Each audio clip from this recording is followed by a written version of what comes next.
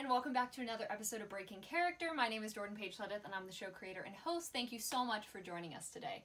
If you like what you see here today, please consider pressing the subscribe button and the notification bell so you can be notified when we post, and you can also follow us on Instagram at Breaking Character Show. Today, I am so beyond thrilled to have my friend Mariana Zacaron on the show. At the moment, I don't have her bio, so I'm going to insert a clip when I do have it because we shot this a little early. It's me from the future. I have Mariana's bio. Mariana Zacaron is a novelist and screenwriter from Juiz de Fora, Brazil. She graduated from Vancouver Film School in 2020 and now, back in Brazil, works as a writer and content creator for a local educational TV channel. Apart from writing, Mariana is an avid creator who has delved into the worlds of fashion, music, acting, illustrating, photography, and more. In her free time, you may find Mariana playing video games and singing Disney songs, often at the same time. So, without further ado, let's head to Zoom. All right, everyone, I am so excited to be here today with my friend Mariana. Mariana, how are you doing? I'm doing great. What about you? I am great, thank you. I'm so excited to talk to you today. Oh my gosh, it has been way too long since we last talked as face-to-face as we can get via Zoom. So yeah, I'm so excited. And I'm so thrilled to have you on the show. There are so many fun things we get to talk about today that I'm so excited. But we're going to start off with two truths and a lie. So I'm going to attempt to guess which one the lie is. We'll see if I get it right. Most of the time I don't. So whenever you're ready. Okay, so I actually have like a paper here because I have to write it down. So first, I entered university at age 17 and got my first degree at age 19. Second, I can speak Portuguese, my native language, English, Italian, and French. And three, before I got my job on TV, I had a dog hotel at my house. Oh gosh. And now I've known you for nearly 2 years, and this is very difficult. Okay. Oh my gosh. Okay. Oh my gosh. And we even talked, I know we talked about languages at school. Like it must have come up. Oh my gosh. Okay. I'm going to guess that the third one is the lie about the dog hotel at your house. Should I say the answer now? Which one?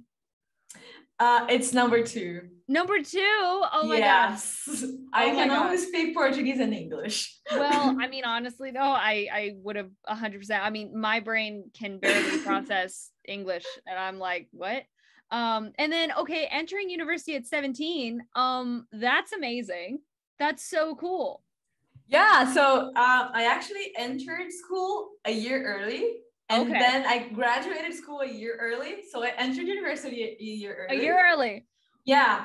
But and then I actually got my first degree at age 19 because it was a quick thing. So like, I mean, you also got your degree at age 19. So like, you know what I mean? True. It's a quick thing. It's a quick, it was like, in my case, it was a 2.5-year program. So I entered at 17 and graduated at 19. So. That's still super awesome though. And I love how, I would like to point out that Mariana and I are talking to each other from completely different continents, which is so cool. Yeah. I love technology so much. All right. So starting off with our question. So not only are you an amazing screenwriter, but you're also an author. And I am so honored to have been able to read the novel that you are currently pitching. And I love it so much. So what has it been like writing this novel that you're working on? And what can you tell us about it? So first I'm going to tell a little bit of what it is. I'm going to talk about this one, but I have like other things going on, but let's focus on one thing.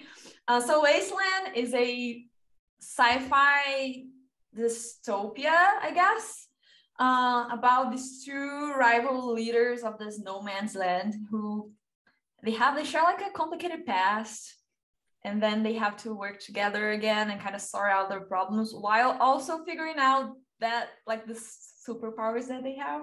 So they have to deal with feelings and superpowers at the same time. Well, that's never a good mix. That just makes everything confusing. And yeah, so this was the first time I wrote something. I mean, when I entered screenwriting school in Canada, it was the first time that I actually wrote like a full length story in English, which was a script. I have written like a short story before that, but other than that, only things in Portuguese. But this novel was the first time that I wrote a full length novel in English. So it was, that on itself was a challenge. I was lucky enough to have lots of people who speak English as their first language to help me out with that. And also some people who speak English as their second language as well. I had a bunch of people helping me with that, JP included. She was an amazing help, so thank you so much. I was so honored when you asked me to, I was like, yes, can I please? So like hearing you describe it and I get to be like, I know the story. Yeah, so that was a challenge on itself, writing something that is not in my first language. But after a while, I kind of felt comfortable with it, especially knowing that I had people to help me out with that and make sure I wasn't making any huge mistakes or anything. But the story part was also challenging because I think for all the things that I wrote so far, the protagonists of this story are the ones I'm most attached to, or the ones that I feel like I know better. Mm-hmm. And I feel like I've developed them deeply. Like I feel like I could, if I had the power to like make them show up in front of me, I would know exactly how they would look and how they would act. And so I think getting to that level of intimacy with the characters, it was challenging to get there, but once I got there, it was so rewarding. I was like, oh my God, I want people to get to know this guys. Yeah, I love your characters so much. I remember seeing on your Instagram when you were drawing them and I was like, I know who they are. So I cannot wait. And that leads me into my second question, which is the querying process, because I think it sounds very complicated and confusing. I'm not going to lie. I have no idea how it works. So what has that process been like? You know, could you share with us, how does that work? Well, it is very challenging and involves a lot of researching about the agents you want to query to. So basically, the first thing I did was write like a synopsis and write a template query letter.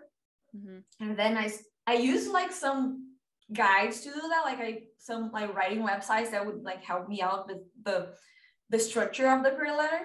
And then I started researching agents who were open to queries and who were also looking for stories that were similar to mine. And that goes beyond just genre and like, oh, I write sci-fi for this specific, like my book, I consider it new adult, which mm-hmm. is a book that is written for people who like young adult novels, but are already a little bit too old for them. So it still fits. Yeah.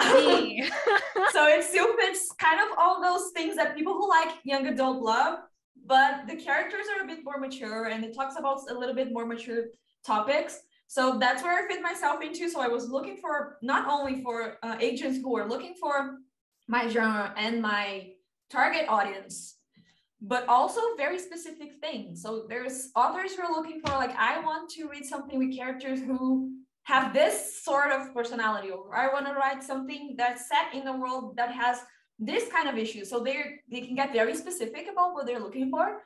And that's very challenging because when you finish that, the research, you have to go and kind of rewrite the query letter to fit each agent specifically and their wish lists.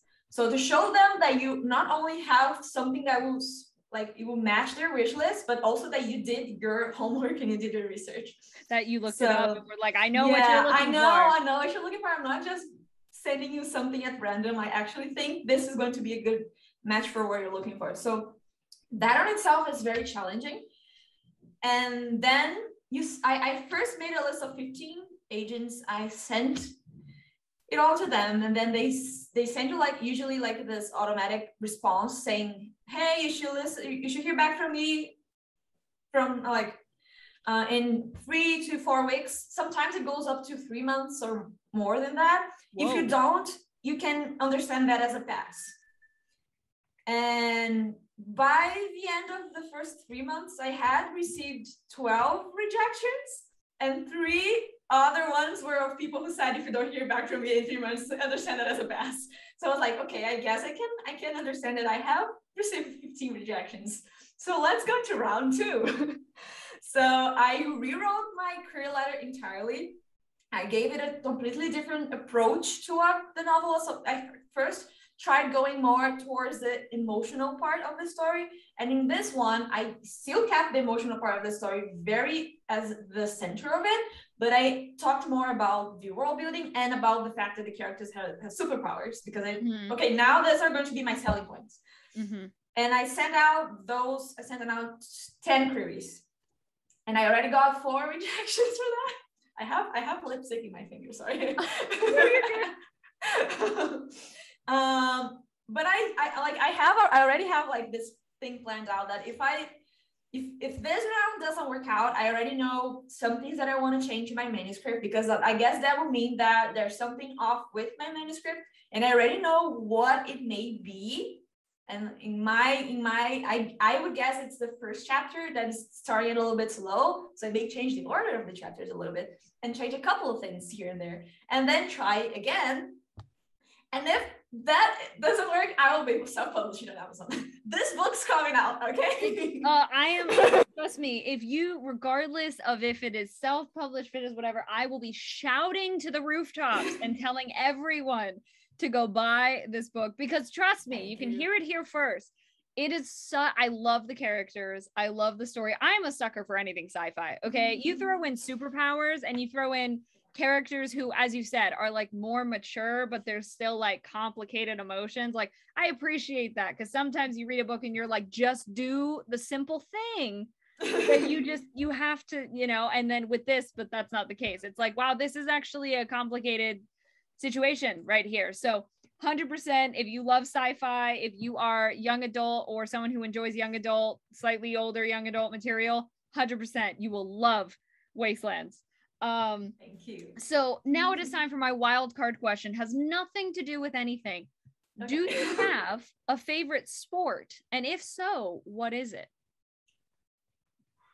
No, actually, I don't think so. I have been lacking on sports a lot recently, even though the Olympics are going on right now, and people Trust me, I forgot the Olympics were happening until I saw them on TV, and I was like, oh. Like, people are talking about a lot around here, like, and even though it's like all the games are in the middle of the night because it's in Japan, so it's a 12-hour difference. So there's like usually some people are actually staying awake to watch the games and stuff. So whoa, people are being very intense. I'm just following everything through social media, and people are keeping me updated. And I mean, I'm cheering for my country, but I like to sleep a lot, so I go to bed early. I don't blame you. I don't blame you. I'm not a sports person either. What I saw on the TV the other day, they had the Olympics on, and it was rock climbing, and I was like, this is very impressive. Like, I watched, and I was at lunch with a friend, and we both were just like, this is so impressive. Like, how are they doing this? So I did not know that rock climbing was an Olympic sport, but after seeing the routes they had to do, I was like, yep, that makes sense. Yeah. That I never. We had like there are 2 kinds of skateboarding on the Olympics. I think one is the street skateboarding, and the other one is the one that's kind of in a pool thing. So the first one, like the street one, we got the bronze medal in the female thing. Yeah. And the girl who won is 13 years old. Oh my god. So she kind of became this big phenomenon, all like from the one day to the other. She was just, everybody was talking about her, and now she's kind of like the thing, and everybody's talking about like, is it too late for me to start skateboarding? So a lot of people are like, why didn't you start skateboarding as a kid? So it's a thing. I had my time as a kid who I used to watch Rocket Power, I guess. Isn't that show? I used to watch that. I was like, I want to do that, but I never did. Actually, when I tried, I actually hurt my ankle, so I didn't ever try it again after that. But if I could, I mean, I don't know if it would be considered a sport, but dancing is something that I've been kind of wanting to get into. I mean, I used to dance as a kid. I did some dance as like a teen and also a little bit as an adult. But I stopped, and I've been kind of like, I want to go back to dancing. I find it so cool. And but I mean, I only work out every once in a while, so I have to. I mean, I really want to like actually get into dancing. I find it very cool. I 100% consider dance a sport. Absolutely. It is so impressive. I love dance too. I have like a tiny bit of rhythm that I would love to dedicate to dance, but I just have a feeling I would just fall on my face a little too much. And I would just be like, you know what? So I dance when I'm getting ready for bed and just by myself. And I'm like, could I choreograph something? Probably not. But you know what? It's fine. Yeah. All right. So moving on to memory association. So the way memory association works is I've got my random word generator pulled up here on my phone. I'm going to generate a random word once I get to a good one, because some of them are terrible. And we're both going to say the first memory that we're willing to share that comes to our minds when we hear that word. Okay. So our word is, oh, you know what? This one isn't a bad one. The word is network. Network. Okay. Do I go first? Yeah, you can if you want. If you have one, go for it. Okay. So definitely when talk network, I think networking, and then I think VFS right away. That's what I thought. Yeah. Because I mean, I only got the chance to write this book because I had so many friends who speak English who are willing to read it and help me with it. I mean, I've written 2 books in Portuguese already, plus short stories and stuff. And I had just like 1 or 2 friends who were willing to read it in Portuguese.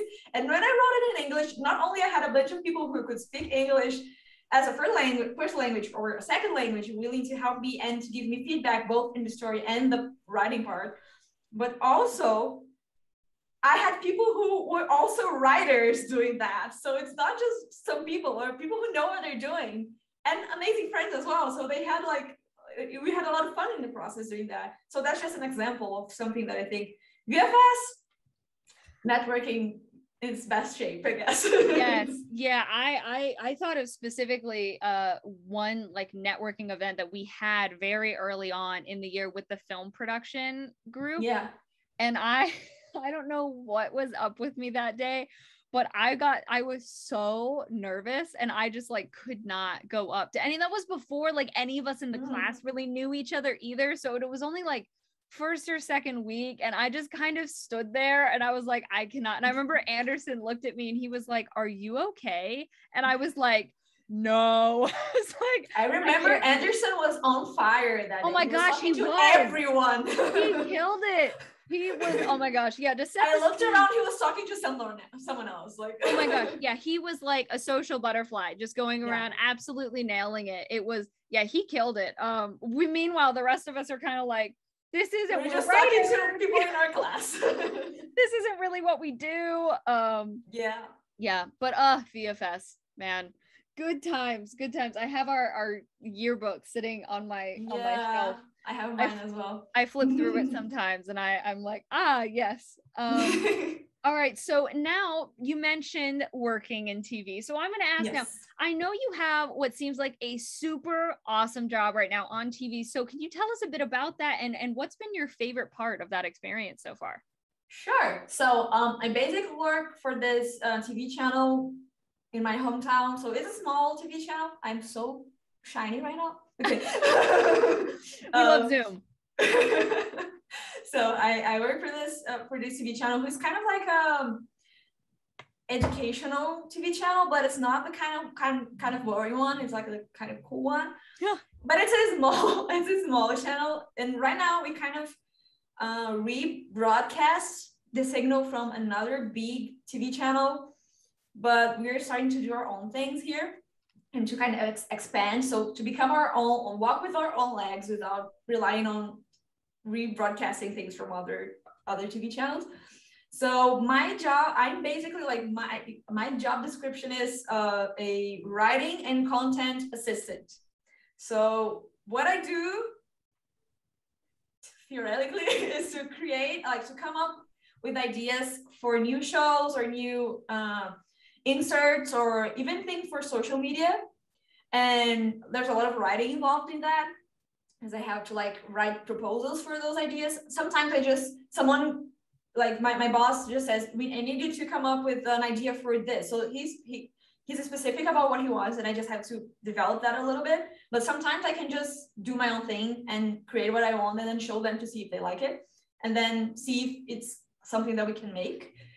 And because we are only beginning as like our own TV channel, we are still have like a lot of budget limitations and all of that. But in my first week, I actually got my own show that I'm going to host. So it's a music and TV show.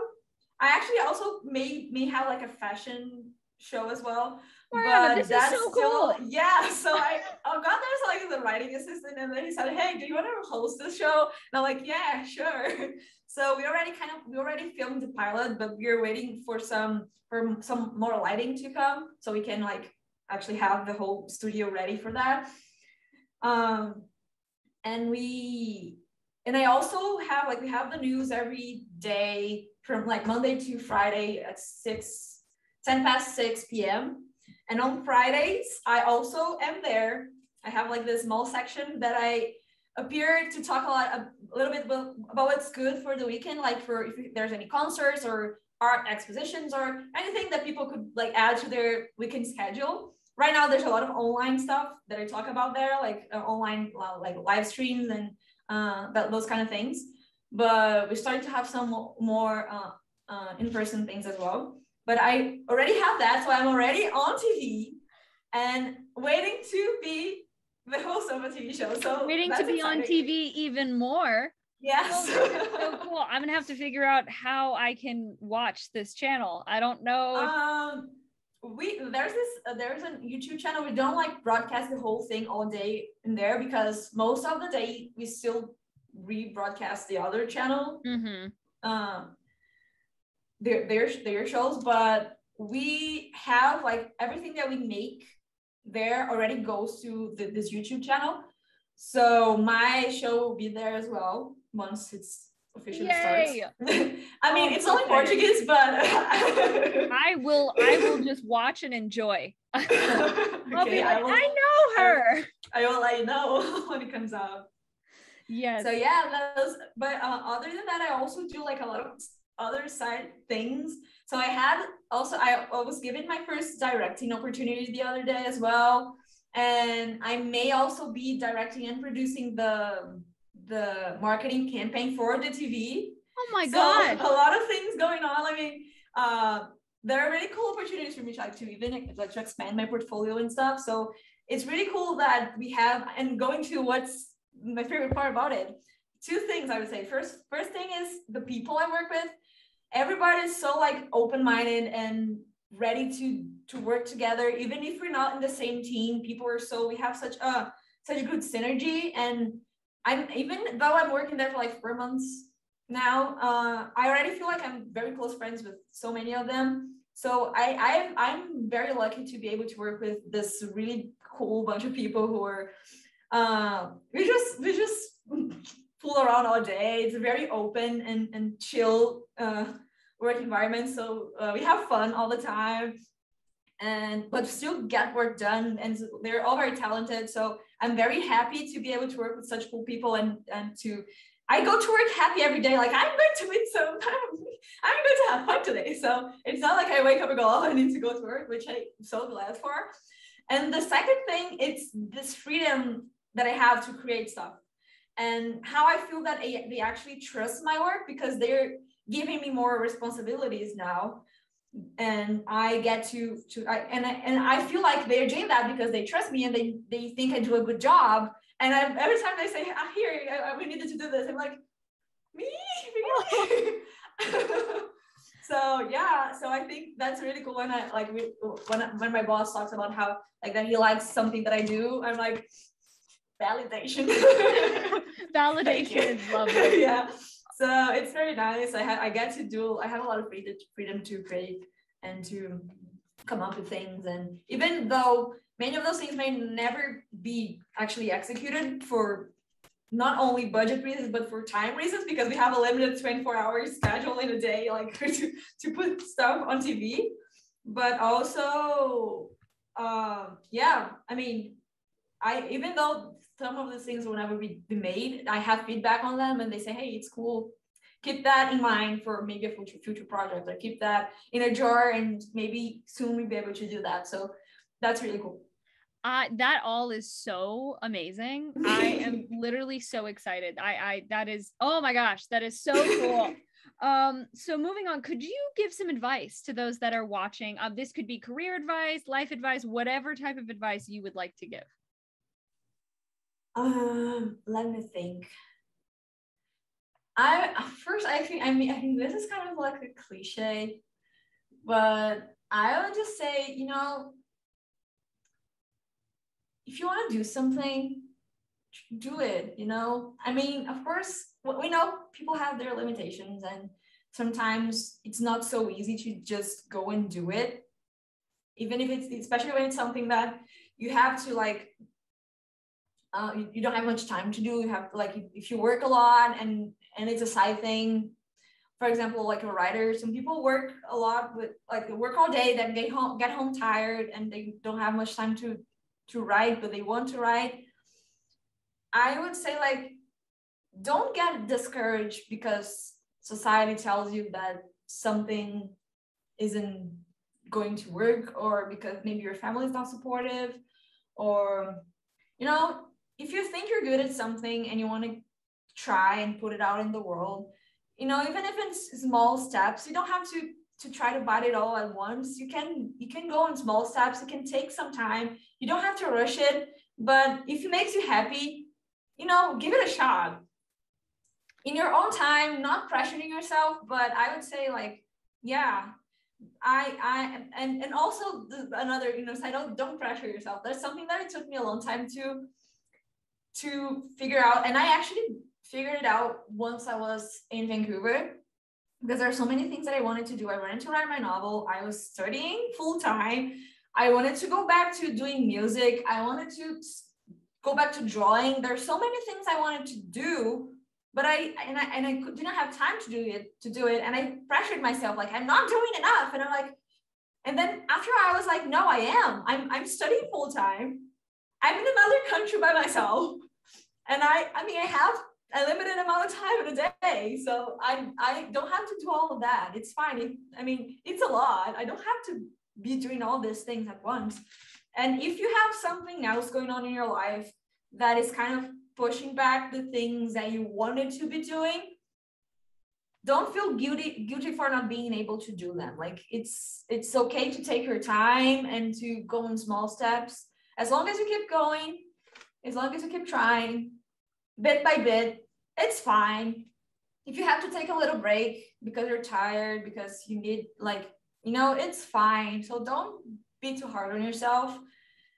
And yeah, I guess that's my advice. I think those are both amazing pieces of advice. I know I'm hard on myself all the time and never feeling like I'm doing enough, even when I look at the stuff and I'm like, no, that's a lot. And I'm like, but no, it's not. So definitely something I need to keep take into account myself. So kind of going off of that, when things get tough, what pushes you to keep going? Well, more specifically as a novel writer, I have two things that push me. One is kind of silly and the other one is more serious. The first one that's kind of silly is that I want to see people doing fan art of my characters. That is not silly at all. I mean, I do want the money. I do want to be able to pay my bills off that, but I want to see fan art. I'm trying again. Hey, I'm here. I'm here. Hi. Okay. And the second thing, I guess, kind of related, I really wanted people to meet my characters and talk about them and to be like, hey, I like this. Can you give me more? So yeah, I feel like, I mean, other from like being able to live off my writing and all that, I definitely want this connection with the readers. You know, I look forward to being able to have people who actually enjoy that and be like, hey, can you sign my book? I really like this. Or here's a fan art I drew from this character. So have this. I really look forward to one day being able to to have people read my stuff and enjoy it. I mean, I know not everyone's going to enjoy it because, I mean, you can't please everyone. But I know there are people out there who will enjoy it. I mean, there's people who enjoy everything. So someone will enjoy it. Everything has an audience. You've got one right here who loves the book. If I could draw, I would draw fan art of your characters, but I suck at drawing. So yeah, no, those are not, especially the first one, not silly at all. That sort of like honor that comes with that, I feel is like mine. Like you want to do mine. Like, yeah, that feeling I think is just indescribable. And then last but most certainly not least, where can people follow you and keep up with what you're doing? Well, you can find me on Instagram at @VMariShow, which is, you can put it on the screen, right? I'll put it, it'll be in the description. Okay, in the description. It's a lot of spelling to do. And also on Twitter at MARIANA ZACARON. I also have another Twitter that I only post in Portuguese. So if you speak Portuguese, you can follow me there. It's the same at @DeMariShow, the same way as on my Instagram. But yeah, the other one I post in English. So, and on Instagram, I tend to post more in Portuguese because I'm living in Brazil now. But every once in a while I will post something in English as well. So yeah, and look forward to my book, maybe. Yes, absolutely. We will be pushing your book when it comes out 110%. So thank you so much for being on the show, Mariana. This conversation has just enlightened me, just like made my whole week. I love it. I cannot wait for your book. I'm so excited. Thank you for having me here. It was so fun. It was so good seeing you. Yes, of course. So I'm going to click stop on the recording. So we are going to head out of Zoom. Thank you all so much again for watching today. I really hope you enjoyed. If you did, please consider pressing the subscribe button and the notification bell so you can be notified when we post every single Tuesday and Thursday. And if you would like to follow, I can't talk today, Mariana or I on any of our social media, all of that is in the description box below. And if you yourself are a creative and you're interested in being a guest on Breaking Character, you can go ahead in the description below. There is a link on where you can submit yourself, and I'll add you into the little database thing. Next week, I am super excited to have a high school friend of mine, Kyle Katanar, on the show. Kyle, I am so sorry. Hello. I'm so sorry if I butchered your last name. I suck. I'm so excited to have him on the show. I haven't gotten to talk to him, honestly, in a little while, so I'm super excited to watch his vlogs, and I hope you are too, and I can't wait to talk to him. Thank you so much again for watching, and we will see you next Tuesday.